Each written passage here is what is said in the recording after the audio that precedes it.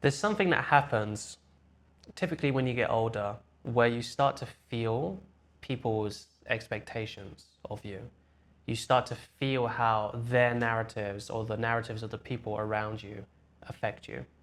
And this can be a very pressuring reality to realize that before, when you're kind of in youth and you're exploring things, you're seeing how the world works, you're seeing how yourself works, there's less of an expectation on you. In fact, the expectation on you is to go out and to explore and to get things wrong and to make mistakes.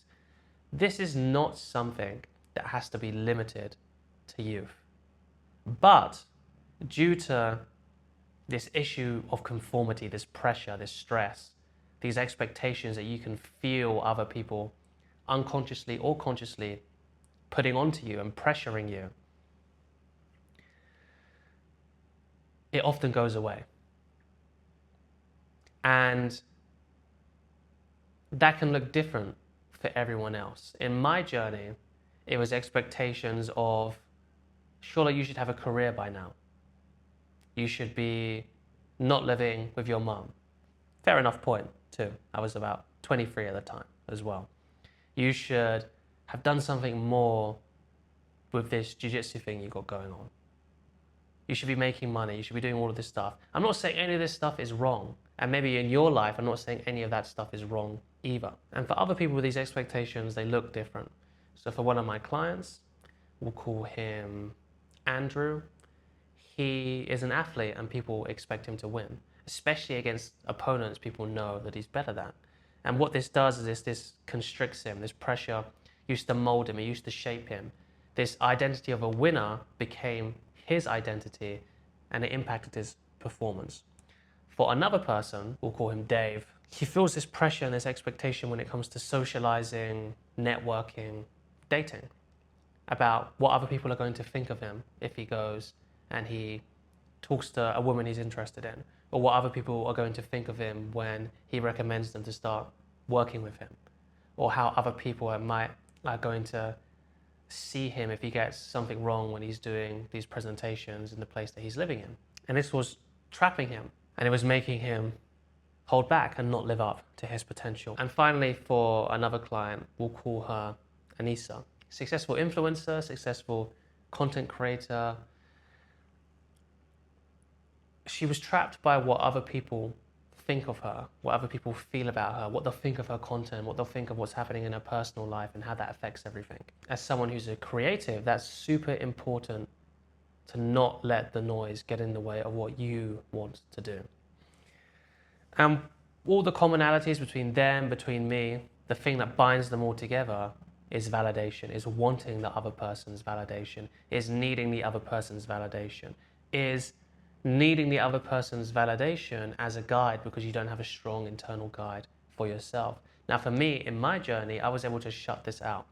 And how I was able to shut this out is because one of my good mentors, Pierre de Souza, was able to point out what I'm about to point out to you right now. And that's the fact that this need for other people's approval and validation is completely self-created. But the only way that you can realize this, the only way that this is something that you can overcome is by killing the part of you that needs this. Don't look at the symptoms of what's happening. Like in all of those examples I gave you with the symptoms, what's deeper is the underlying assumption that other people's opinions are above yours and that you cannot make your own decisions and that other people's validations is something which is important. And it's essentially other people's expectations, beliefs, and narratives become yours. And how they become yours, unfortunately, is with your permission. What do I mean by that? What I mean by that is other people, oh, you should be doing this, you want to do this, like this is something, I don't really agree with that. Is that there's a part of you which is letting that in. We're not trying to become egomaniacs, megalomaniacs, or people that don't accept reality for what it is. But we're taking somebody's opinion who doesn't have any idea about your life really, they can just see from the outside, And we're making that be the thing which is our guiding light. And the part of this that's responsible for this can be a few different things. Most of the time, it's a belief structure, or it's something to do deep within our identity, which is constantly looking for reassurance from the outside. This is the part that needs to die. And when I say die, it needs to die with unconditional compassion, love, acceptance, and guidance. Right? It's not with violence. It's not with aggravation. It's not with aggression. It's seeing how it came to that narrative, how it came to that belief, how it came to that identity, deeply understanding and empathizing with it. And then, depending on the nature of this part of your identity, we're either giving it back, we're re-owning the power that we took in this world, or if it's a part of us, we're allowing it to come back into the fold. If you heal this, then conforming to other people's expectations goes away naturally. It's not something behavioral you have to do.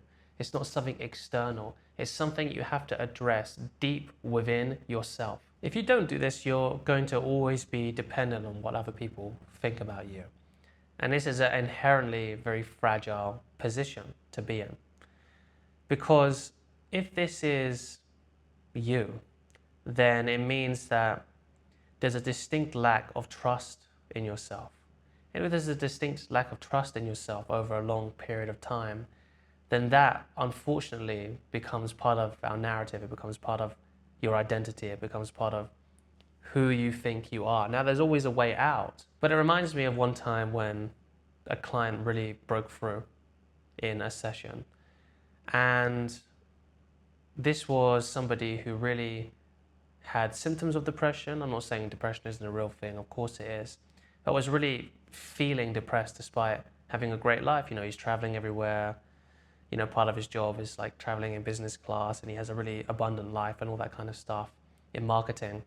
And something just broke through in that session where he realized that actually a lot of his depression symptoms were coming from the fact that he was attached to this idea that he was a depressed person. Again, this isn't clinical advice. I don't think it was clinical depression, but he was suffering with what he called depression. And once that broke through, overnight, he changed. Now, this is one of the outlier sessions. I'm not saying this is going to happen every single time, but it still happened. And we worked on different things after that. Obviously, we worked on his dating and his relationship life, confidence, socializing, and also how to navigate the politics of his job. And in that moment, it really occurred to me that sometimes, or most of the time, the attachment to our problems is worse than the problem itself. Because he still had issues in his life. He still had things to feel sad about, depressed about. He still had things which weren't ideal, and the same things that happened to him in his past. It's not like we went back and actually changed his past. But because his relationship with it was different, it was able to get weaker and weaker and weaker and drop off and drop off and drop off even more. Because his identity relationship around it had fundamentally changed. So with a story like this, what I'd put to you is, what are you holding on to? What are you attached to? And ask yourself, is there anything that's actually stopping me from not being attached to this anymore? Just be open to the possibility.